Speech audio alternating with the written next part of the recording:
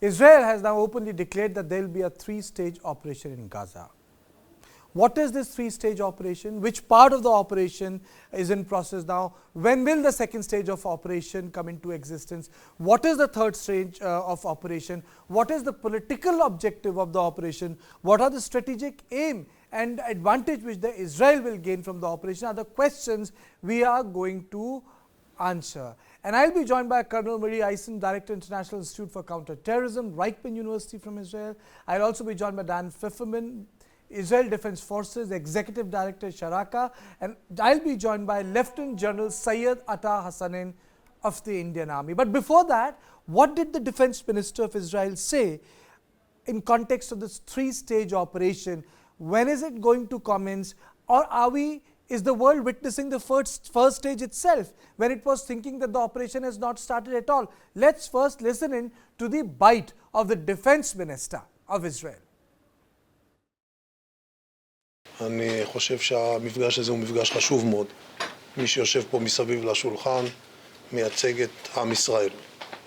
כל אחד מהזווית שלו, ולכן לעצם המפגש בפורום הרחב הזה במשרד הביטחון תוך כדי מלחמה יש ערך מאוד גבוה, ואני מתכוון לפרט בפניכם את הדברים. מה שקרה ב-7 באוקטובר מביא למצב חדש באזור ובמזרח התיכון בהרבה מאוד היבטים, ואני רוצה להסביר למה אני מתכוון. החמאס חשב שזה יהיה יום הסמל שבו הוא יודיע על ניצחונו הגדול וייצב מצב אחר, והפך את המשוואה ב-180 מעלות.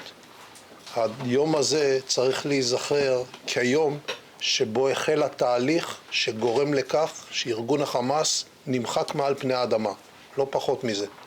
אנחנו מסובבים את זה ב-180 מעלות מחדש, ובקצה מסבירים לכל מי שרוצה לשמוע.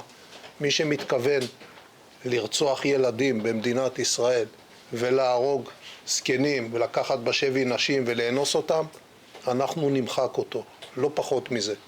ולכן המלחמה הזאת היא מלחמת אין ברירה.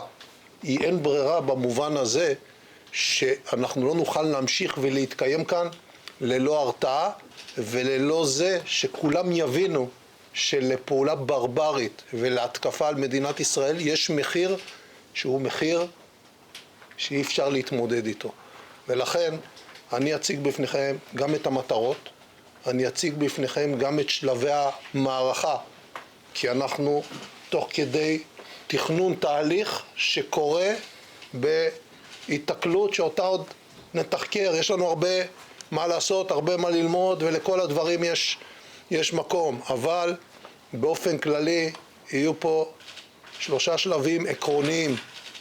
ראשית, אנחנו נמוטט את ארגון החמאס, נשמיד את התשתיות הצבאיות שלו והשלטוניות שלו. זה דבר ראשון. זה שלב שלא יהיה קל, יהיו לו מחירים. אנחנו נצטרך פה את התמיכה של כולנו על העניין הזה בצה"ל. שלב הבא אחריו יהיה יותר ממושך.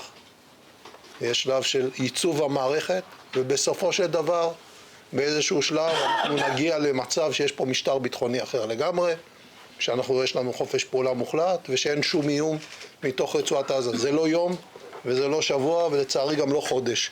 את זה צריך להבין, אבל זה התהליך. לכן בנושא הזה אני חושב שאנחנו נחושים, יש אחדות דעות בתוך הקבינט, ואנחנו נעים על הנתיב הזה.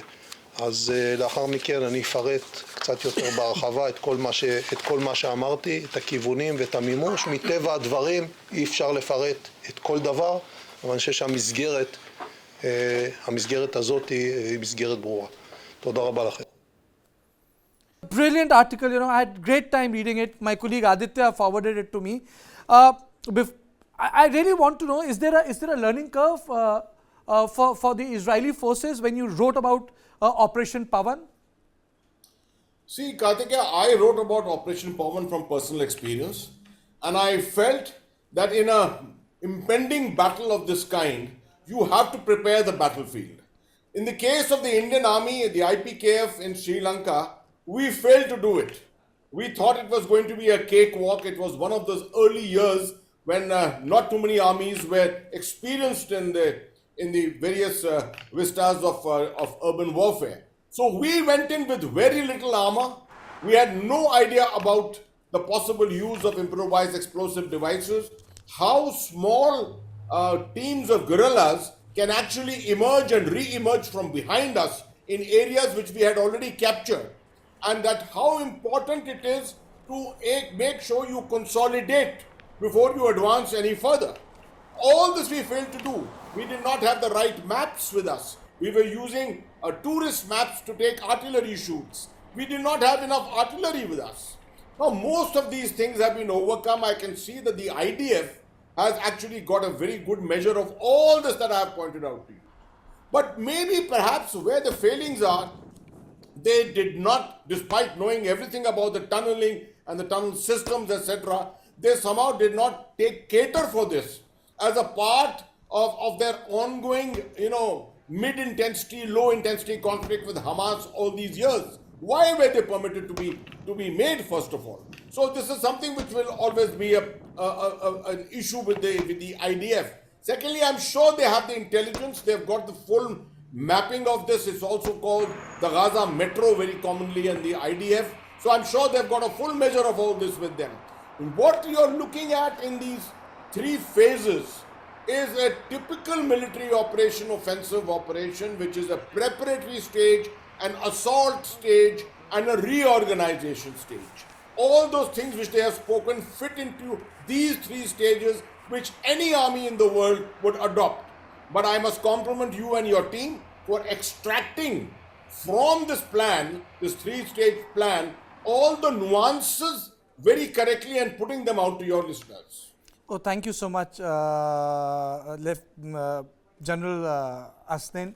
It means a lot for you to say this to me. Thank you. Let me go across to Colonel Miri Eisen.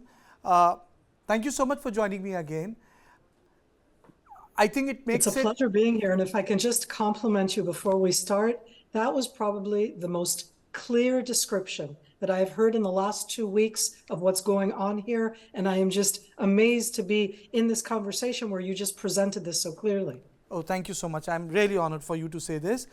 Can you just take us through why maximum deployment has taken place 4 miles north of Erez crossing? That has been reported by NYT. Let me quote the source also, where they have geolocated the firings in the northern Gaza, various localities, and they've said that's where the armor is. So for our viewers, why is armor there on the north of the strip? Why isn't the armor located on the southern sides, the other side? Can you just take us through why? So the first thing is that I don't believe everything that even journalists say. The whole area surrounding the Gaza Strip, and you have a wonderful map that you've been showing there, is a closed military area, so that what they're describing is where they can get to, but they cannot get into what we're going to call the staging area right now.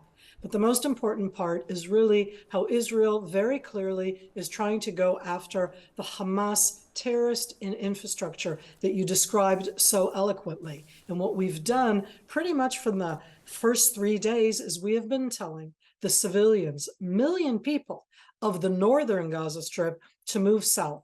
This isn't about playing around in games. We are going to attack the north. So in that sense, the deployment to go in a ground operation in the north is going to come from that area. You don't need to deploy near the south. We have given this warning time and time again. We have done it in every way possible. And as we all know, this has created a huge humanitarian issue in the Gaza Strip. And we're trying to do so that we can go after Hamas. This is about Hamas in the Gaza Strip. And as you said, there are also the other stages. But for the ground operation, you always do the concentration of forces relatively near where you're going to go into. That's the northern Gaza Strip.